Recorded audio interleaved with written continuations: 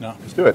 Thanks everybody for coming. My name is Chris Bavitz. I'm one of the faculty co-directors at the Berkman Center for Internet and Society, which is a university-wide research center here at Harvard, as some of you may know. We have an amazing crowd in the room today and an incredible panel. I just want to make a couple of really quick announcements up front before we get going. In addition to the folks who are physically here, we have people joining us online. Hello, Internet. And we mentioned that we are live streaming and recording in case you stand up and ask a question, which we hope you will do. Just be aware that will be preserved for posterity. And I also just want to extend a special announcement to those folks who are here because of Hub Week in the Boston area. You may or may not know that the Berkman Center has hosted these events Tuesday at noon of various sizes and scales for over a decade at this point. So pretty much every Tuesday at 12, if you go to the Berkman Center website, both live here at Harvard and then live streamed on the internet, we have a pretty wide variety of folks who are interested in technology, media, people from the academic communities, business, law, policy. It's a great program put together by people like Amar Asher and Kerri Anderson and Dan Jones at Berkman. And I encourage you to follow up after today and check that out. Next week for that event, we have Cory Doctorow here, who's going to be talking to Jonathan Zittrain. And the week after that, we have a presentation from a Berkman fellow, Patrick Merck, about Bitcoin and digital currency. We are here today to talk about a subject that's near and dear to the hearts of a lot of people at the Berkman Center. A lot of folks at Berkman think about how and why people make and distribute creative content online. And if we go back a decade or so, we had people at the center, including people like Christopher Lydon and Benjamin Walker and Jake Shapiro, who were addressing those issues specifically in the context of audio content and really played a key role in the creation and development of podcasting as a medium. And as we have been looking at the headlines in the last year or two about this sort of renaissance, this wave of popularity in podcasting, programs like Serial and Mark Maron hosting President Obama in his garage for the WTF podcast, we thought Hub Week gave us a great opportunity here to bring a group together and kind of look back. I'm going to give 4 really quick introductions, and then I'm going to turn it over to Christopher to talk a little bit about his earliest experiences here. Christopher Lydon, former journalist with the New York Times, anchored the 10 o'clock news on WGBH here in Boston, and in 1994 became host of The Connection on WBUR. He's currently the host of Radio Open Source on WBUR in Boston. Next to him is Hoffman. Kerri and Jake Shapiro, next to Kerri, are both with PRX, the Public Radio Exchange, which is located right down the block here in Harvard Square. PRX is an award-winning nonprofit whose mission is to deliver significant stories to millions of people. Since it was launched in 2003, it's been an innovator in public media, and its programs include the Moth Radio Hour, This American Life, Snap Judgment, and Reveal. PRX also relatively recently launched the Radiotopia podcast network, which includes programs like Benjamin Walker's Theory of Everything, Roman Mars is 99% Invisible, and Song Exploder. And last but not least, at the end, Benjamin Walker also has Berkman connections from back in 2005, where he worked at Berkman on projects like Global Voices and with Berkman Center founder Charlie Nesson on a wide range of audio and multimedia projects. He's hosted the Too Much Information show at WFMU in New Jersey, and then the Theory of Everything podcast. Christopher, I'm going to ask if you could just orient us and maybe talk a little bit about sort of the early days here. Delighted, Chris, and thank you for being here. Thank you for setting the pace with a lot of fast talk there, too. On our website, Radio Open Source, you can still find something I attached, a little short essay about that accompanied the first podcast, which was a conversation with Dave Weiner. And I thought it's a way to begin. I identified myself as a journalist, an all-purpose searcher, not at all a techie, but very much fascinated with blogging in the trend storm of media. Blogging being the first run of the podcast phenomenon. But I said blog world has the crackle and pop that traditional media conspicuously do not these days. It's cheap and easy of entry. It's politically free, wildly opinionated, but also information rich. It's literary, it's musical, it's poetic. It has the full range of human curiosity and passion about it. A lot of it is funny, feminist, futurist, cosmopolitan, confident, and all those other good buzzy things like edgy, enthusiastic, highly energized. The adrenal elite is here, said I about Blog World. And it's here again today in this room. That's the most important thing. I mean, we could talk about so many things, including what a pleasure it is to work on your own with a brilliant staff, friendly audience, some still in broadcasting in some degree, but out in podcast world. I mean, it is everything like I could have hoped for when I went into journalism in the first place. We can also talk about problems. We can also talk, I hope, about the history of the thing. For me, the history of the blog and digital journalism is inseparable from the war in Iraq. I mean, I wrote this in July 2003. Dave Weiner and I started trying to dope out what a podcast would look like. I mean, I met Dave Weiner here. He said, you know radio, I know programming. What the world needs is an MP3 that can be syndicated. I said, what's an MP3? Anyway, we worked on it. Finally, we hatched it. He said, I think we've got it. I said, now what do we do? He said, well, it's obvious. You're going to interview me, and we're going to put it out on the web. So anyway, all that time was the beginning of the war in Iraq against a total blank of public conversation. Not one journalistic institution that you can name opposed the war in Iraq. The elite was totally asleep or out to lunch or corrupted. And to me, the whole point of the thing, it was not a technical trick. It was not a commercial opportunity. It was a way to explore the possibility of restoring a public conversation in this country. You look at the public conversation today and you say, what the hell have we done? Why has it just gone into the toilet and stayed there? And to me, that is still the riddle. For me, just for starters, and I'll get off in a moment, Mark Maron talking to the president is much more interesting than almost the other kinds of stuff that's now blooming commercially on the web, or for that matter, David Axelrod talking to Bernie Sanders. I mean, this is the sort of conversation that, well, it's what we need, and it's what the blog world did start to restore in 2003. At the BloggerCon, Charlie Nesson and Dave Weiner pulled together an important event, but we need it again. The one thing we didn't have in those days was investors.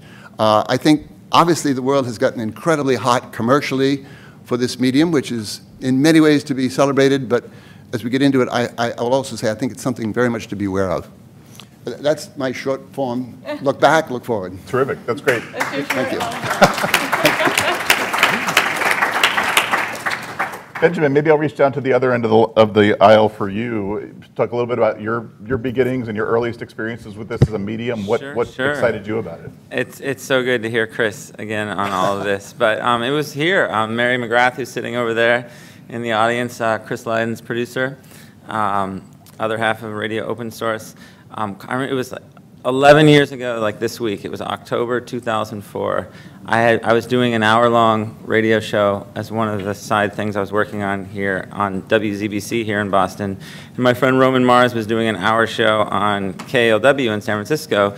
And we came up with this plan that if we made our shows a half hour each, we could like be on both coasts. That was like our innovation at that moment. And then Mary McGrath calls me. She says, you better make your show a podcast or you're just going to be the biggest loser ever. And I knew that Chris and Dave Weiner were doing all this weird stuff with this MP3 and RSS, but I wasn't really paying attention until Mary ordered me to, and I sat down and I looked this up. All of these links are gone. Like, you have to use the Internet Archive for all of it, except the Engadget post that has like the How to Podcast from October 2004, and it was off to the races. And I was thinking about how 1 year later from then, in 2005, I was getting all these jobs as podcast consultants. Remember all those, Jake? It was ridiculous. And now, like, how that year excitement has almost been like this year, post-Serial. It's sort of been a lot of hype. And I'm wondering, I see a lot of parallels, and it makes me fear the one that, sort of the crash that happened after that. Because, there was a lot of excitement about podcasting starting from 2004 to 2006. And then there was the dead time. And it could, who's to say that couldn't happen again? And we have so many podcasts getting so excited about all of the advertising that's come right our way. I mean, there are money trucks literally dumping money on us right now. It's kind of crazy. But how many content businesses have not, had that money disappear overnight? And I feel that, as everyone's trying to, party and have a good time and figure out what's next, I do sometimes think that maybe we should be still thinking about what's next. That's my little short wrap. Jake, I've heard you talk about sort of the waves of creative energy in this space. Can you kind of start where these guys have started, maybe bring it up to date a little bit? Sure. It's kind of amazing because actually all of us were around in that moment. Kerri and I too, because PRX was launched in the fall of 2003.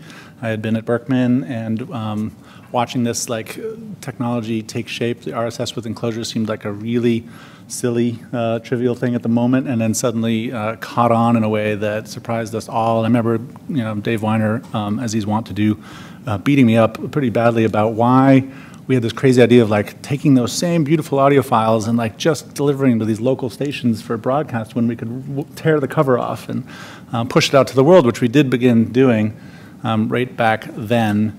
And when I sort of take a stand back from it, like I feel like we're experiencing now in this real convergent moment around podcasting, essentially the third wave. This is like the third attempt, which I believe is going to stick. So actually, I'm not as worried as Benjamin might be, although some of it is hype. That first wave was the origin moment, 2003, 2004, 2005. And interestingly, so even though it was called podcasting, which is a word I think collectively we all really don't like but are stuck with permanently, the pod itself is no longer even part of the apparatus. And you might as well, for most people, the phrase "subscribe to podcast" might as well be "install Ethernet card." Like, it makes no sense. Like, but essentially, in 2005, Apple woke up to something that they hadn't invented, and they incorporated it into iTunes. And I was remembering this because it was just 10 years ago, that summer of 2005. That Audio, which was the first kind of interesting startup in the space around podcasting, was like creating this really beautiful way to publish and discover podcasts. And we were visiting them, trying to do a deal with PRX and Audio. And Apple had stepped in, and essentially at that moment, the way we describe it is they licked the cookie. They like touched podcasting, but then never really invested in it. And everybody else kind of just stood away from it. And Audio collapsed, and then this sort of incipient wave that like had begun kind of flatlined for a while. And this sort of moment where we had all these pod camps and podcast consulting just sort of petered out. The second wave was also sort of accidentally triggered by Apple, and that was the iPhone. So smartphones, 2008, the App Store launched, and this like new wave, like those of us in audio and radio finally sort of said, oh my God, these are radios. These are not just smartphones, these are radios, and they're going to be in everybody's pocket. And it could finally fix the thing, which is that audio has just been a bad fit for the web. I mean, everybody remembers like the terrible like real players and QuickTime players, and like audio was just never a good fit for the web. And mobile was suddenly going to solve that. And so there's this rush to say, podcasting has a second chance. And that's when Stitcher started, like right around that era of sort of a second wave. And it's just taken this long for that all to actually be true. So mobile is the driver for that, and it has become a way for these billions of devices to become a listening platform for audio. And this, about 18 months ago, started to converge where the trend of mobile adoption, the interest of all these advertisers and the big trucks of money that Ben seems to know where they are, and like I would like to know where they are too, started pulling up because advertising in audio is actually a good fit for mobile, which is otherwise like a painful kind of thing for display ads. And then talent, which I think is really the secret of it all, which is great storytellers and sort of adjacent creative fields now recognizing that while podcasting was always possible, now it's also viable. And we're starting to see this influx of some really terrific stuff. With public radio, the tradition of like really great, excellent, high-quality, story-driven, rich production has led the way. But that is not necessarily a position that will retain as this really transforms who's in the game. Kerri, maybe talk a little bit about this distribution platform topic. Yep. Sure. Thank you. I am Ben Walker's driver of the money truck. We got a lot of work to do on that. But the thing that this summer I was on a podcast panel, and they sent us around a question that said, finish this sentence. The future of audio storytelling is. And so I sent back the answer, now. It just is now. And this is kind of what, for PRX, we've certainly been doing this for a while. We find ourselves at this interesting nexus of many great things, of both the great storytelling, great talent, and the technology to be able to enable it all to reach the people that we hope. And way back in 2003, we had a tagline that we used, there's, PRX, making public radio more public. And while we can drop the public radio part, like this piece of making everything public, I really agree with what you said, which is like this moment of having direct-to-consumer consumption of media and stories and news and investigations, et cetera, is really a fabulous thing that the podcasts have all enabled. And we call them shows when we are not in rooms like this.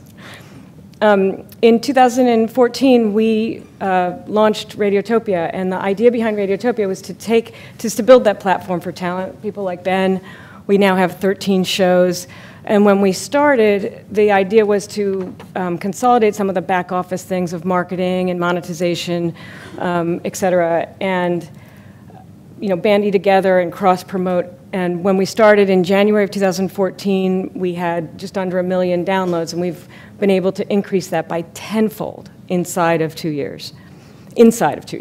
About 18 months. So like that kind of growth tells us a lot of things. It tells us a lot of things about the public's interest in consuming this kind of content. It tells us a lot about the kind of ubiquity of the technology that they are using to get it. And it tells us that like we've been able to make these shows survive, because for a long time, podcasts would get to a certain size and sort of peter out and not be able to break through with enough finances to continue to and even out their production schedules. So like this is a really exciting time for what comes next. And I'm happy to hear what you have to say about the next wave.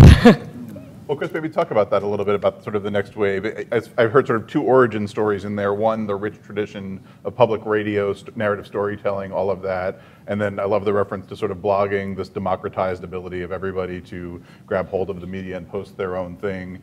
It does feel like as a medium, as a creative medium, it remains very much modeled on public radio broadcast. Is that right? Is that sticking? Is that going to continue? Chris, I can only say that is not my start. For me, again, going back to Iraq, when we were hatching the podcast, the war in Iraq was heading into its first of many, gutters. And 70% of the people in this country thought Saddam Hussein had been behind 9/11. We knew then, we know absolutely now, it was a complete wrong statement. I mean, it was propaganda. It was bullshit, for lack of a better term. It was, we were being used, we were being stampeded into incredible historic folly. That, to me, is the problem. And, I wrote at the time, if the New York Times should have done banner headlines saying, it is not about Saddam Hussein. 9/11 was not about, and until people flushed out the truth and came to understand what we were doing. I mean, it sounds like such an old scold, but I go by Tony Judd's line. We have big problems in this country. Money worship is one.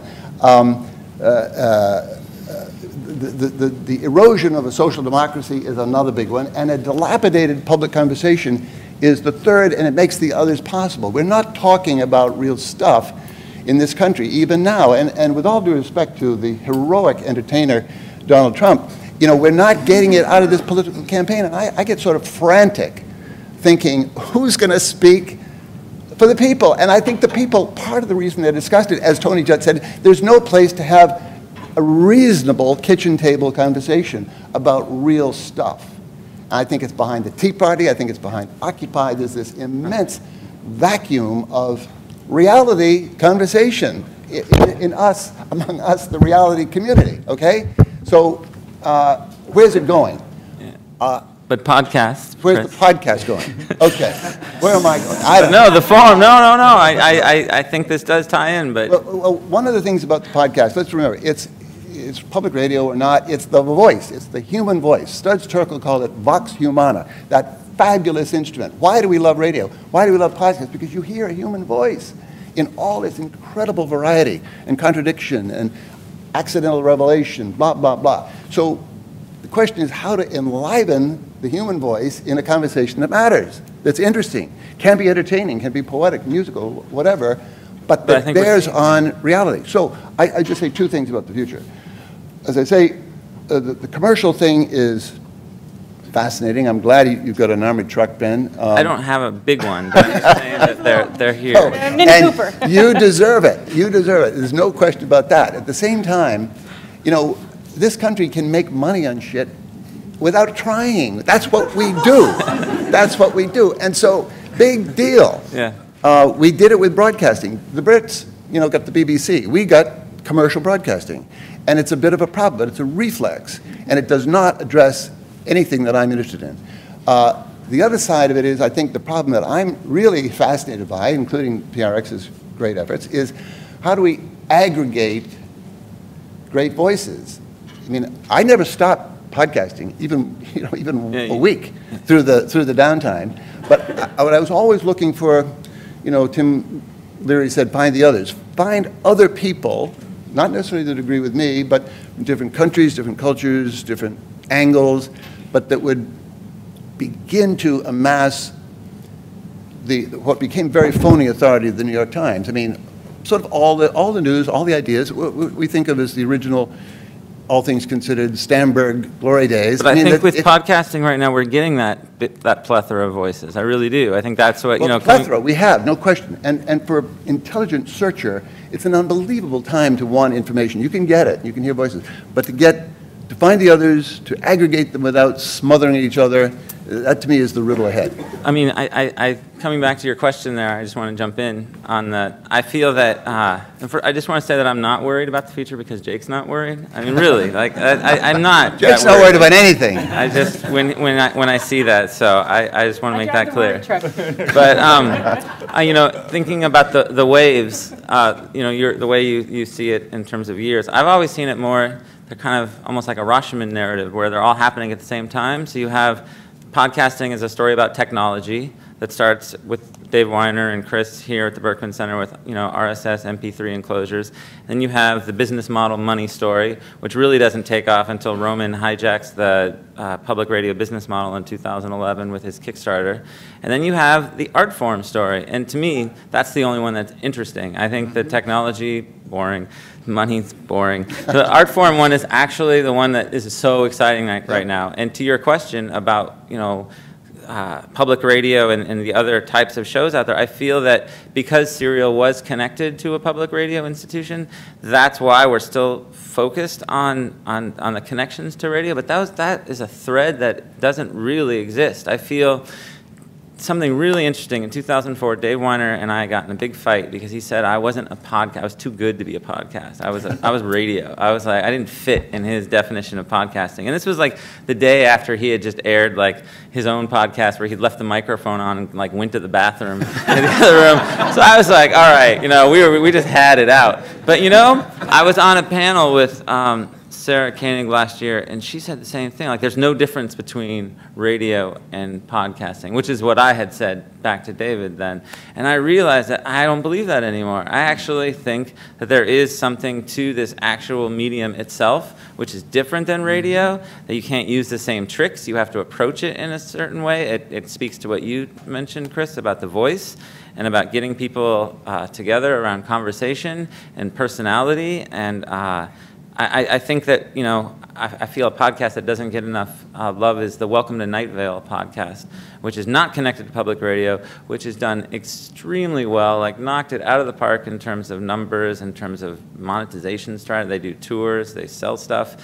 But yet you see a lot of the media stories about the ones that are connected to the public radio world. And I feel that just as the podcasting stole the business model from public radio or ran with it, that you're going to see that in the future. Like that, we don't really have an ownership of that moving forward. I think we're going to see an explosion of really amazing things. How has your show changed? So like you did one in 2004, and now you're doing one now. What's I think I really made it more like a radio show. I felt that one of the things I've noticed this year, especially sort of with the Gimlet with their startup podcast, the idea, I like to just start mine, and it's kind of confused. You don't know exactly what's going on. And I felt that worked in the age of radio because as a show's over and the next one comes on, you kind of have to get up to turn the radio off. And I like to always play with that idea, like, oh, I'm going to keep people listening by disorienting them. Yeah, or just like, trying my thing.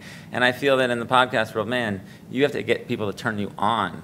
And like to do that, they kind of really do need to know what's going on. So there's like a more of a tug to like being guided that really didn't exist, I feel, in the old radio way, which is fine. I mean, I think we have a narrative, personality-driven tradition that's awesome, and it can lead to all kinds of great things. But I feel like my eyes have been opened up to the idea that it is different, which is what Dave Weiner had argued to me here at the Berkman Center in 2004, and I didn't believe him. I mean, and I think that an important point here too is that the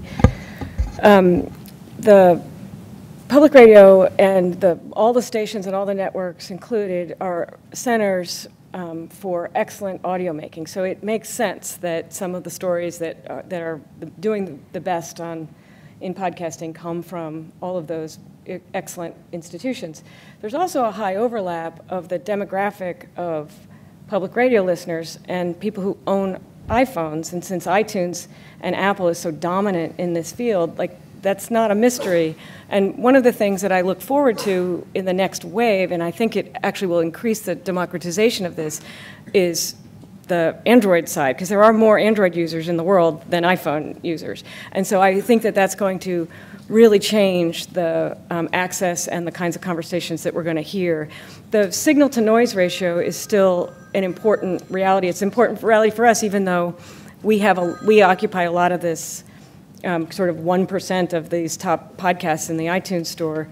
But the next wave is going to see what happens when really there's a very different conversation going on with women, people of color, different communities, and that Android users have full access in a really different way. I think it's going to really change things. Yeah, I mean, that's one of the great hopes for this, is that it both has the potential to transcend its public radio origins, which is public radio's famously kind of been caught in a sort of self-fulfilling format. The dominant franchise has served a particular audience, and that's created a sound that is successful but not appealing to all kinds of people who don't either hear themselves reflected or have a chance to get on the air. So both the sort of gatekeepers of broadcast, but also the sounds that are being produced. And it also has a chance to transcend its technology origins. So the early adopters, both of like who could figure out how to make a feed and who could figure out how to subscribe to one, it tends to skew, as many internet technologies do, to a particular kind of dominant white male techie crowd. And we're starting to see that really transform. And I think that is one of the big opportunities ahead of all of us, that we're trying to intentionally do things that public radio could never do because of its constraints around broadcast, and that's still in the early days. I think there is an interesting facet of the technology story, even though Ben finds the technology part of the business part is boring for Ben, which is why Kerri and I manage that part, and he does the awesome storytelling. But this bit about RSS, so this is like actually RSS 2.0. It's a standard that is like actually housed at the Berkman Center. And in media, it's one of the last remaining open standards protocols that's actually driving a significant media type. So video has been carved off into sort of islands of access, so YouTube being the dominant one, but you've got their Netflix and others of the world. Even blogging has, while still huge, you've got Facebook basically where all publishing happens, and you've got Medium now trying to create a different sort of island around it.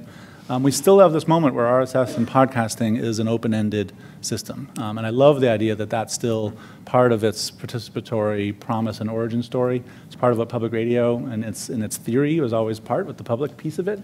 And to Chris's first point, this is exactly how the hope for everybody being a blogger is still part of the podcast story. And I'm worried about that. If I'm going to be worried, it'll be worrying about that, which is sort of what has started to happen in video will happen in podcasting. You'll start to have to go here for Ben's show and there, for Roman's show, and that would be a problem. But as it gets more popular and valuable, that tends to be a trend of successful internet companies, which is to close the doors after everybody's left. But we already have some of that. If you think of like Audible's plan, which is another very successful audio company, I mean, you kind of have to go there to get their shows and for books. Yeah, Still. well, they're investing heavily in. I just want to say that when you said institutions, though, I have to say that I feel like a lot of that is not the public radio institutions that are making the great podcasting. It's people who left those institutions, and I think that's an important distinction. I mean, I was at Gimlet's one-year anniversary party a couple of weeks ago in New York, and I counted like 26 people who are now working in podcasts who left public radio, left it because they could do more and make more of an impact and do the things that they wanted to do. So I kind of feel that I'm watching the public radio infrastructure almost trying to catch up by it. They're not even taking risks at this point. I feel like a lot of the risks that were taken on a lot of this content was more on the margins. That's just it's a minor point, but I think it's important in the story. I think that the risk point is a good one too. So because of the lessening expenses of creating a podcast and creating an hour-long broadcast show, which is really out of the reach of most people, the piece that will be part of the future too is there's going to be a lot more experimentation. There's going to be a lot more fails, and that's not something that public radio is super accustomed to, because by the time they launch a broadcast radio show, they've done 1 million polls, lots of focus group studies, et cetera. And so we're absolutely moving into a much more experimental time frame that is exciting, but also like we're going to have to work through what works and what doesn't, and we're going to have to be very nimble about that in show development. It's still hard to get a show with 0 audience to get a big audience. It's still extremely hard, and in podcasting, where it's digital only, it's you really have to be like there are exceptions, but a network effect of like-minded shows or talent is really what's going to give the lift. How is, we talked a lot about the trucks full of money that don't actually exist. I think everyone would stipulate to that, but certainly we're playing a lot more to advertisers and underwriters, I think, than we ever did before. Kerri talked about the birth of podcasts at public radio stations being maybe partly a function of the existence of studios and equipment where you could record things, and now we can all do that on our laptops. But the other thing public radio stations have is sort of a business model and an existing way of supporting their programming. And as we all know now, we are, Kerri and Jake in particular, spending a lot of time thinking about how to bring advertisers into the story. Does that cut against the kind of experimentation you're talking about, Kerri? Are people going to be less likely to engage in experimentation if they're also worried about bringing in more advertisers? Are we moving more toward a commercial media model where we have to take the commercial advertisers' interests into account? Or anyone have any thoughts?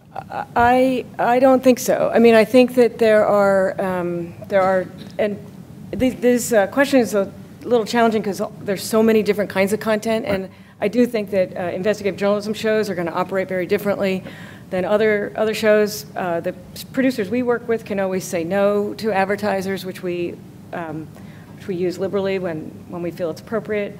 But what advertisers are waking up to is that the listeners of podcasts, to Ben's point earlier, they're subscribing, they're selecting, they're choosing, saying, I want to listen to this. That's a more intimate experience, and it's a more dedicated fan base that we've been able to secure. And so the advertisers are waking up to that reality.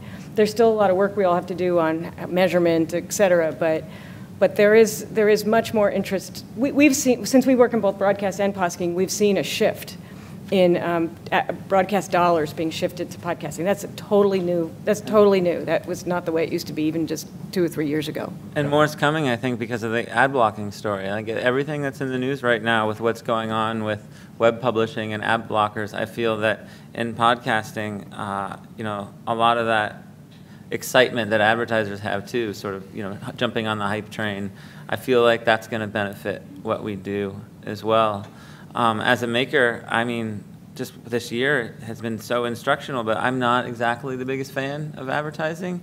But I will say that, the discovery piece, and that's an interesting piece of the technology story, I feel. The discovery piece is so hard with so many podcasts out there. It blew my mind to realize that some people will hear an ad at the beginning of a podcast as a sign that, oh, this must be a good podcast. And so, I mean, you just, my brain just melts when that research kind of came my way. And the other piece, don't even know how to make sense of that. Well, the other pieces of the business model, like some of them are tried and true. We think of it as a three-legged stool of philanthropic dollars and donations and sponsorships. We kind of have to balance everything out. We work hard on all 3 fronts.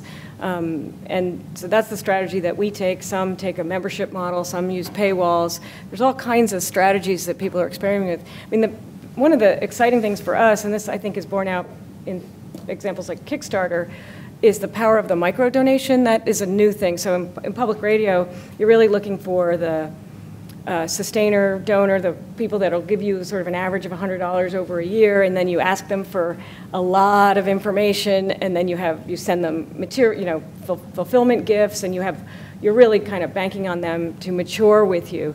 And what we were learning with our shows is that people just give $5 or $10 because they're inspired in a moment to do so. And we have to be very careful to not ruin that moment by asking them too many details about themselves. Just accept it, keep building good shows and good audience, and move on to the next. And so all of that has really changed for us. That's very much against standard fundraising. Just picking up, I mean, the advertising story is a fascinating one because it's, so challenged in the digital space. The ad blocking thing is like clearly basically the counter trend to the entire saturation we're experiencing. The hope is that we are not going to be reliant on advertising as media and journalism forever, because that actually could really skew the entire internet if that becomes the sole source. And nonetheless, the audio engagement and the sort of CPMs from advertisers has been chasing like wherever they can find some value, and that podcasting is relatively new in that, especially in mobile, which otherwise is like a really painful thing for advertisers to get to. But the inevitable trend for most digital media is that those go down over time as people figure out more efficient ways of selling it, and there's more inventory and there's more programmatic ways of fulfilling it. So we're in what I do think is maybe a temporary, maybe several years, hopefully for your sake, to bubble around that. But what's amazing is that the crowdfunding trend has emerged in a way that, like, public radio had pioneered 40 years ago and managed to sort of cultivate, still without, any data, but has managed to do sort of through brute force pledge drives for years. And here comes crowdfunding with both Kickstarter and now Patreon, and now there's like multiple sort of ones around different communities and constituencies. And we see that as something that could really start to evolve in a different way, where the fans of shows or the fans of Ben's show, not just through a one-time campaign, but for something that's connected, how you talk to them, can support this in a way that isn't just merely about the transaction. And on the front side too, I feel like the Planet Money T-shirt thing they did, which funded all of that programming, was on was basically asking listeners to invest in like the front end, not even reward it. That to me was still like one of the most exciting things I've seen and I'm hoping I think, as Kerri mentioned, the three-legged stool, I feel that because of the advertising sort of money truck thing, it's almost like it's been hard to focus on that other stool. Like we did our Kickstarter campaign last year, which obviously is part of that. But I'm really excited to seeing, especially, since I know some about it, like some of the more work that we're doing, especially organizations like Radiotopia and maybe others in the space, and in terms of developing that leg of the stool. Chris, yeah. I got a quick comment, and then a question maybe for Ben especially. But the comment, I feel always compelled to thank Ralph Waldo Emerson for inventing the internet in 1850 or so. But basically, you read Emerson, what is it about? It's about trust thyself, every heart vibrates to that iron string, write it now, don't read it in under somebody else's name, change your mind if you must, don't be a conformist. But the whole idea of an expressive democracy is all there in Emerson. He was a genome guy, one species, way ahead of his time. He was a global guy, student of Indian theology and Persian poetry, way ahead of his time. But he believed in conversation. He believed in democratic conversation. And it seems to me the internet is just the fulfillment of a vision of a gabby species that loves all manner of culture, politics, interaction, and now we have it for the whole bloody world. That's a short comment. So we have to live up to that gift, I think. That's the mission. But we all feel this sort of tide of audience, talent. As Ben says, a lot of the best people are getting out into this promised land, and money out of public broadcasting into podcast world. And I just want all of us to sort of stop for a moment and say, is this what we want? What are we losing? And to think hard about it, but also to hold the public broadcasting to account. I still think, did the newspapers have to die? They were all wrong on the gigantic issue of their moment, the war in Iraq, and they never asterisked George Bush. That pissed me off to begin with. As the Roger Maris of our president, selected, not elected. He should have been asterisked, and he should have been held under close check. But they weren't. They made, and every single one of them, and the New Yorker, and the Washington Post, and the Boston Globe, they all lemmings into that disaster, and most of them have never said, mea culpa, mea culpa. And a lot of the worst writers are still writing, telling us about the world. They know nothing about the world. So people left the newspapers for good reason. If the newspapers had another chance, could they save themselves? Could they rebuild their credibility? Could public radio institutions, Ben, make it more interesting, make it more welcoming to talents like yours, and make it more true, make it feel like podcast world? Is it too late to say, we had something brilliant there, it works like crazy, save it? I don't work in public media. Well, I do halfway. It's just not my problem. I feel like if they really You're a citizen, man. Come on. No, they have a lot of money for their board meetings. They have nice offices. They can figure this out on their own time. I'm not. The way the newspapers did, yeah. All I know is that it's just not my problem. And maybe they can fix it out, but like, rock out. Like, I'm just gonna. I think it's much more interesting to talk about where all those people who left are going, rather than the people who are left, where are the managers and the office people that are just like, good luck. So we have a little more sympathy than Benjamin does. And PRX really was born out of public radio institutions in a lot of ways, but designed to help bridge this gap to something brand new. So we don't have a tower. We're not, run by NPR.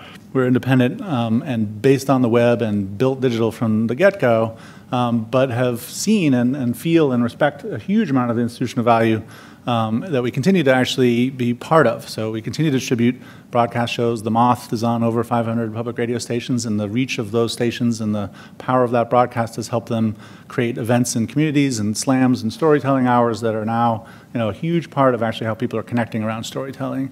And the best of those stations have embraced their role as civic institutions and not just sort of simple pass-through of audio programs. And some of them, in particular, are trying to jump into this fray in a way that I think will have a positive role. And when we talk about, in podcasting in particular, for them, there's a couple of opportunities. One is some of them really can be incubators for the next generation of this. There are talented people in their walls who are not getting a shot at the mic and could. Radiolab famously started as like a Sunday night show in the off hours of WNYC and turned into something phenomenal that has like transcended both broadcast and podcast. So that was before there are also people, there's just as it was starting, and their podcast started out of the gate. And then there are also people in their communities that if they wanted to invite in, because they do have some of that same thing that Radiotopia offers, which is sort of a platform and a back office and some sort of ways to help them with skills, that would be a good role as another kind of lift. And then I think their opportunity, to Chris's point, is to change their air. And to reflect something that's happening that's wildly different than what the sort of stable of programs that we've heard for decades on public radio are. And now's the opportunity to do that role, which is they've been a curator and a connector of great stuff for their audiences, many of whom still are not yet hip to downloading the right app and connecting around this kind of stuff. And it would be a great role, as some of them are starting to do, to say, hey, there's incredible, diverse, new, interesting things, and you should hear about it, and we'll help you find it. When you say it could be an incubator, I mean, that's like, yes, anything is possible. But I mean, I just want to say, like, from the point of view of like a young 20-something producer, who are so many of them right now, so excited about like becoming like the next Roman. They think, they see Kickstarter dollars, as Kerri famously said, and think that's all they need to make a show, when it actually takes a lot more investment and a lot more time and a lot more strategy, which is true. But that said, I don't think any of the young producers I know, especially living in New York, in which there are so many of them, and then the ones we interact with, they're inspired by people like you with like Radiotopia and organizations sort of on the margins, but like no one is looking at a radio station as a way. That WNYC Podcast Accelerator had a huge number of applicants because they are excited about the lift, the visibility, the talent they have. I mean, for sure, like we think Radiotopia and sort of breaking out of all of those institutional constraints is like, that's our bet. Like we are doing that. But I think there's no reason not to try to lift and pull the parts of this industry that has such tremendous reach and value and tradition into this world. And we're not giving up on them, but we're not waiting for them to get it. Yeah, no, I'm just saying from the point of view of the producer type, I feel that they see more opportunity in this explosion of podcasting than the other model. I agree.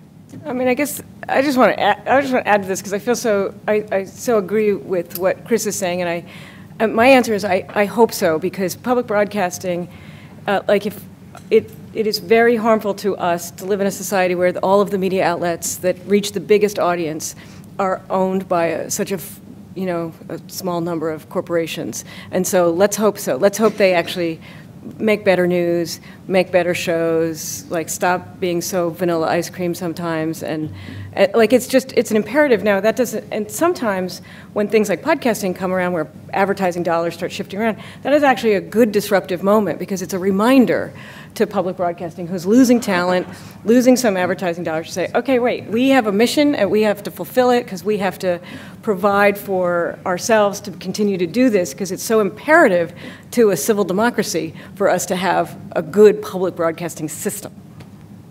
That's a great moment, maybe. We probably have 20-ish minutes left to segue out to you all. If the word podcast is dated, then the reference to playing Phil Donahue when you have a wireless mic maybe dated as well. But I have to say that. So we've got a couple of them in the room. If anyone wants to dive in and ask some questions, let's go. We'll start right up here. Introduce yourself. All right. You got to only get 999 questions. Say again? Introduce yourself, too. Oh, hi. I'm Karen. I help parents of young children worry more and enjoy less with my podcast, We Turned Out Okay. And It's a great name. I have 1,000 questions, but I'm going to ask one. So I am a podcaster because I came on this path because I have a disorder which I can't use my hands and my arms as well as most people. And I used to be like a quilter, and then I was a knitter. And getting to your point, this is an art for me. I mean, it's not, it's not like painting or something like that, but it's using my voice to help people and tell stories and hear stories is the best thing ever. Yeah. And so my question is, how do I make that not go away? Like what lessons do you guys have from this sort of like downtime in podcasting, this scary time, and what do I do like next week and as I'm planning to keep podcasting? Because it's so important. It's so important. So that's my question. Thanks. I would turn to these two in the middle. What's the craft first?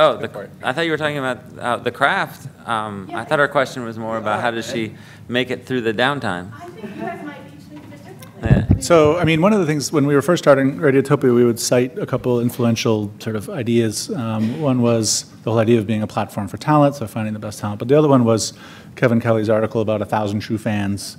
And that part of this recalibration is that to be successful, you don't need to reach 100,000 people and sell ads to make sure that you're sustainable, but that part of the joy of the internet is having the match between artists and audiences that are far more fragmented, and that the 1,000 people who love what you do might find a way to support it. And then what's been actually surprisingly missing from podcasting, given that it's a digital medium, is that we actually don't know much about who's listening. And we should know more, and as the next set of investments in these platforms, and now that Spotify has podcasting in it and knows everything about what you're listening to, the hope is that some of that becomes feedback that you can use and that you would actually be able to appeal to your listeners, and perhaps it's a small crowdfunding campaign, or perhaps it's a subscription to your newsletter. But those are the things that I think in the long tail of this like growing world of podcasting can help sustain things that are really good but are designed for a small audience. Other thoughts on that from the maker side, maybe? Yeah, I think that what we've done with Radiotopia, which is sort of aggregate a few shows, like-minded souls together. We've seen a few other podcasting collectives pop up. I mean, it seems that in the niche that you're interested in, there are a lot of podcasts popping up, like parenting or like it seems that there's maybe look for, as Chris even said, find the others and band together. Yeah, absolutely. I mean, why not? Sure. Yeah. But I would just say keep doing it. Your spirit is so beautiful. You got the idea. You do it with passion. Just keep doing it. My life has completely changed since then. Good. Tell people. I mean, if you told your listeners just that, you'll find ones that love you to death. Across the room there, yep. Hey, my name is Mary Dew. I'm actually a producer of both a radio show and a podcast at WGBH. You guys touched on this a little bit, but I'm curious to think about what you think about the white noise issue. That being, every time you look in iTunes, there's 100 new podcasts every week. And I find that a lot of my friends who are discovering new podcasts basically look at the top 10 in iTunes. And you touched on this a little bit with, iTunes might not be the player anymore, but if you're not, getting featured on This American Life or in the top 10, is it really possible for a lot of people to break through as more and more and more podcasts start getting made? Yes, it is. And touching on what Jake just said, you have to find your community and your niche audience. You look for those echo opportunities too. So like I don't know what type of show you're doing necessarily, but finding people who can guest on your show or whatever, like just that echo effect of their audience. There's a podcast called Longest Shortest Time. It's a parenting podcast, and she found a huge community by creating Facebook groups around the country, and then they started to be created without her. So she had started a real movement like that. But just a marker here, in Libsyn, which is a popular podcast host, they have been public that only 1% of the podcasts that they host have greater than 50,000 downloads an episode. So just to put some reality around that, 50,000 downloads per episode is about where you can start to monetize a podcast. Not exclusively if you have a niche, but it's around that. So only 1% exceed that. So there is a lot of noise out there. That is absolutely true.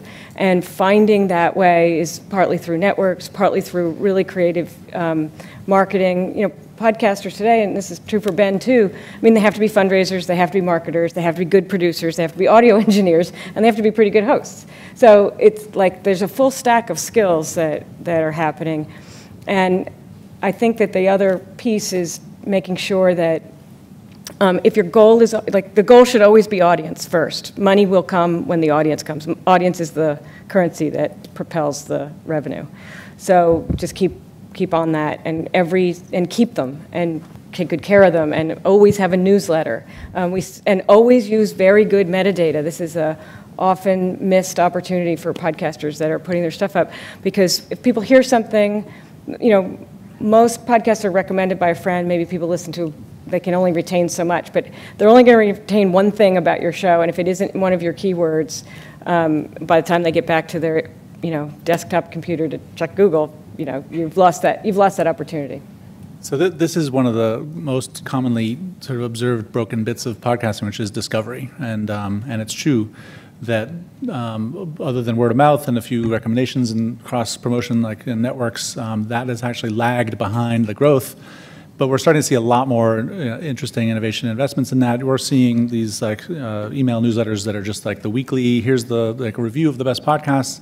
There's going to soon be a podcast about podcasts that's coming out pretty soon. There's going to try to do the same thing. Apple's trying to do a better job, although Apple, again, is like surprisingly small team who's managing this entire thing. And someone was asking me, what's their way of doing all the marketing and recommendations for podcasts? And I said, it's Steve.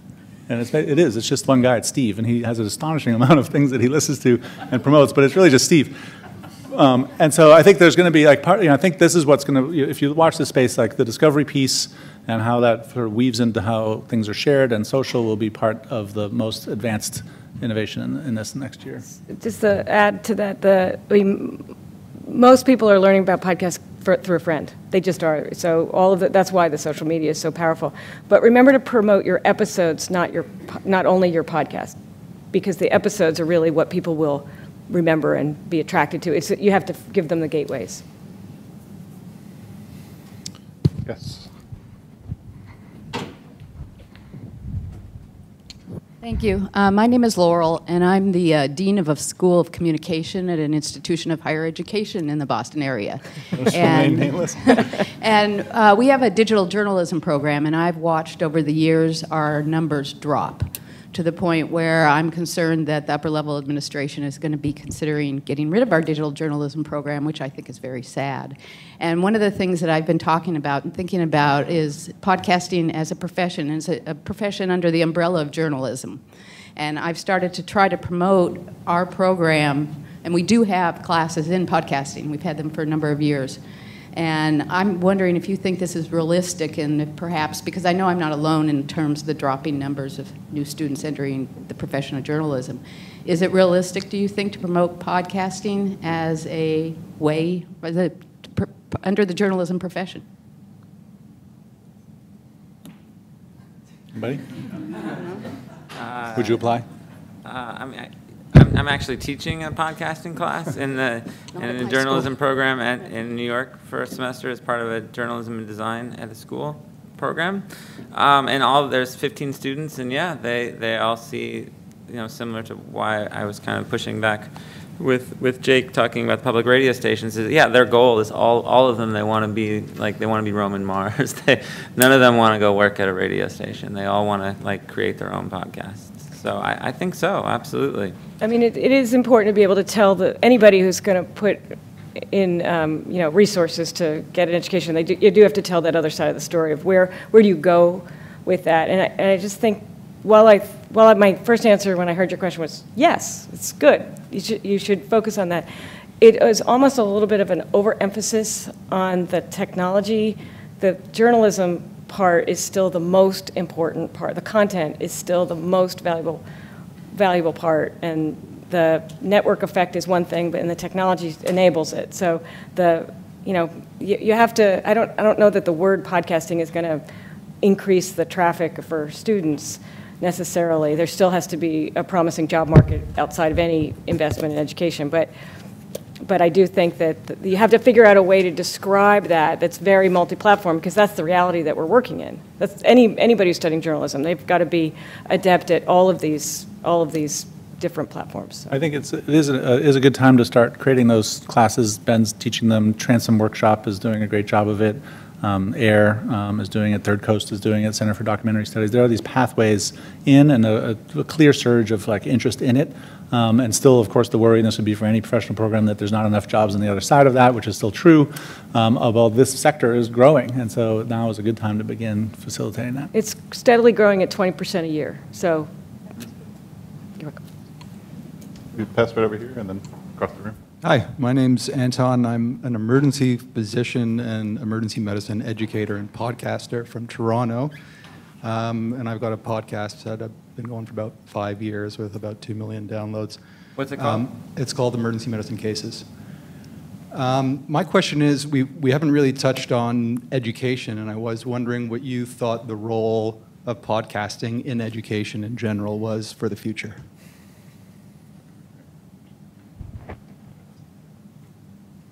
Anyone? Chris? Chris, you want to? Anybody? You mean podcasting to educate people, or in an organized way, or in schools and whatnot? I mean, I would just say much like journalism. I mean, it's as a pathway or as a particular mode or format, it's a good one. So given that it's designed for information and storytelling and retention, and basically people have said audio delivered through voice actually is a very good way to be learning and teaching, and there's tons of apps and stories that are working on that, not necessarily in podcasting. iTunes has the entire education, iTunes U side of it, which is audio lectures. There's an equivalent of the Khan Academy video stuff that's in audio form. I feel like it's a natural segue from that format to an educational use. I don't know if there's any particular about how you'd format for an educational purpose. Part of the trick with podcasting is that it has this sort of designed in kind of rhythm to a regularity, you have to publish a series or make it something where you build an audience around a subscription base, and that's actually been kind of a hindrance. So it might be that you have an awesome one-time lecture, and you don't want to create a whole show out of it. And so that's actually one of the kind of gaps in the interface. Hi, my name is Charlie Warren. I'm a producer of public radio programs, have been for the last 6 or 7 years after a full career in commercial broadcasting.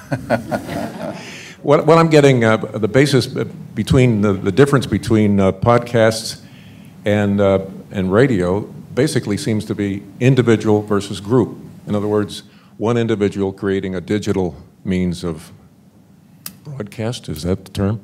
And then the other being the radio stations having not only broadcast now, but the digital medium also. Is that a little bit too simplified to think of it as one is created by an individual, and the other as a group operation? Yeah. Yes. It's also just because the Radiotopia started with a lot of shows that were already in progress, that had already been created. I think that now, you're seeing some of these podcasting operations looking at investing in creating new shows that will have staffs, that will have more than one individual. So I think it's just that It just that the industry was the beginning of something. But as we move forward, I think you're going to see some pretty intense, bigger than an individual podcast coming along. And if someone's doing a podcast on an individual basis, it seems like most of them start from this aspect. If one were to play a Whitney Houston record from 1991 or something like that, isn't there a licensing problem here? Who's going to Yes. take care of the PRX is We happen to have fixing an expert moderator who can answer that question. No, I mean, it's an interesting conversation we've all been having about sort of the very different music licensing landscape when you're wrapping things up in a podcast and offering it for download than if you're putting it out over the air, and we could have a whole day-long session, as we may ultimately do, on that exact issue.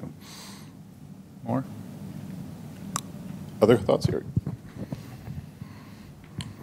Hi, my name is Mabel Chan. I also have a long history of producing for Network News, actually, and trying to develop a podcast right now. Just following up on the distinction between podcasting and radio show, would you be willing to share your experiences? What have you been right about and wrong about in terms of characteristics that sell? You know, you talked about narrative, personality, and different voices. I mean, have you been right about, you know, if you sound really edgy, if you sound really fast, or characteristics that you think actually can work, but it actually didn't work?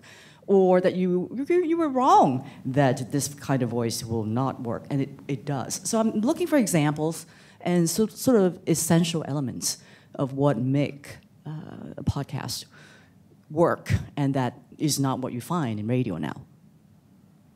I can start with, I'm not a producer, but I have some observations on this because and this is tied to Charlie's question about, so the broadcast objective is to sort of create the buzz, like you're reaching one to many and you're creating a buzz and conversation. And the podcast audience is what is kind of can only be considered like together but alone. And so you are still trying to create a buzz, but people are experiencing you very, very much alone. And often when they're doing other things, you're right in their earbuds. So that gives you a narrative opportunity to be very different than you would on broadcast. And so we have two shows in our network that came from the years of public radio. Radio Diaries and the Kitchen Sisters have a podcast called Fugitive Waves. So they're award-winning producers. Everything they do is beautiful. They're sophisticated. The sound engineering is really incredible. And the switch to podcasting has been very challenging for them. They never put themselves in anything they've produced up until now, their own voices. We're always telling the stories of the world and others. And they're struggling a little bit with how to put themselves, what do they do? Just like put themselves at the top and maybe in the credits, or do they weave themselves through? This is definitely a very interesting skill set shift that we've seen, and the people that are native to podcasting, the younger folks that are just like start out doing this, they don't even pause on this, and there's some. They don't have trouble talking about themselves in this way either. So it's a real tension. And I would just recommend like listening to a couple of podcasts that are different, so that you can pick up on like what they might do well and what they don't, or not what they don't do well, but sort of how they're a little bit different. So in our network, like two examples would be, well, Ben's show, of course, is one. It's all Ben, the whole show. It's Ben's thoughts. It's Ben's opinions. I have other people. No, I'm not. No, he's reporting. Don't get me wrong, but it's absolutely his perspective. And then if you listen to Radio Diaries or Kitchen Sisters, you can really see the difference in how they might think about that. So hopefully that's helpful. I think one that I would just notice that might be helpful to you to think about is, I think the archive thing is something a lot of folks might be wrong about. The idea is that when you can have everything on the back end, that you find a show you like, you hear an episode, you're going to go back and listen to all of that right away. I think it's kind of wrong. Like, I continually have had emails from some listeners who discovered the show, and they'll write me every week, and like, I'm assuming that they like the show this much, they must have gone back and so the question of repeats, what do you do, which is different in radio? You know, are you really going to put another one in your feed, considering it's still right there as an archive? I will get emails from the same listeners saying, "Oh my God, this is my new favorite episode." I'm like, so that means you never went back and heard that one before, which I found surprising. And there's still research going into this question about it. What do you think, Right. Jake? That's a real resource question, too. Is the archives, are the super fans going back and hearing those? The superfans are, and I think part of what's Right, interesting fake about the new, superfans. you have fake superfans, Ben. I am. I go back and listen to all of them, and I skip. There was another question over there.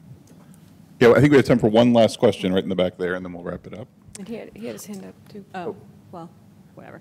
My name is Lana. I'm not in any way affiliated with making podcasts, but I definitely enjoy listening to them. I am a communication researcher and educator, which means I think about things like the public sphere and the social role or the democratic role of communication technologies to shape public discourse and that kind of thing.